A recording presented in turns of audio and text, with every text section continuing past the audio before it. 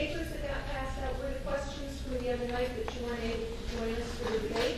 So, and they didn't realize that's what that was either. Those that weren't able to make the debate, those are the questions that were asked. By the way, I'll answer. I know a lot of people said, how come I didn't make the debate? And I think it's important you know this. I told you, number one to me is my church. Number two is my family. I believe in all the constituents, but I also have employees that I need to be standing side by side with.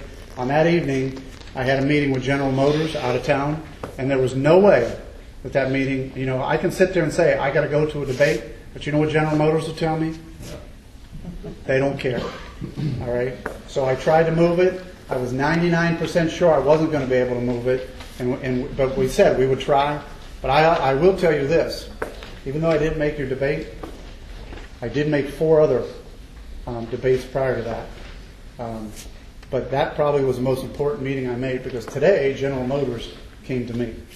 So I'm just telling you that for me that was a great evening, even though I wasn't with you, and I apologize because I know that I have 45 employees who are still relying on me to make sure when they sit around that kitchen table, they know that they've got somebody that's worried about them too.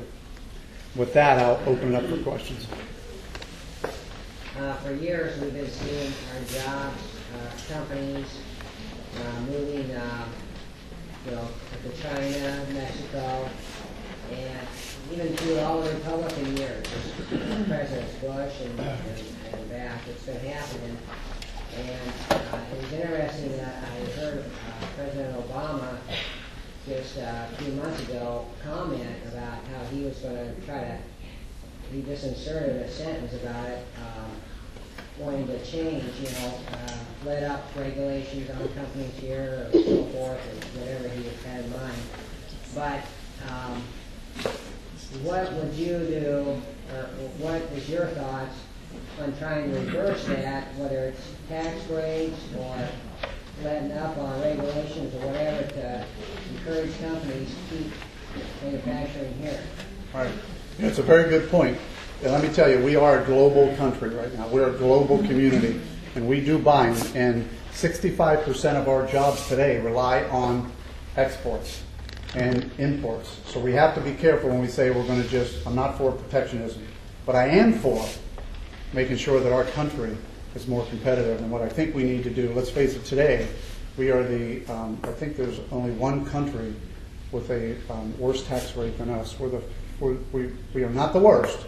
There's one. We need to get our tax rates down. All right. We need to get this state is the 47th worst tax state in the country. All right. Nobody wants to come here because of our taxes, so we've got to get our tax base down.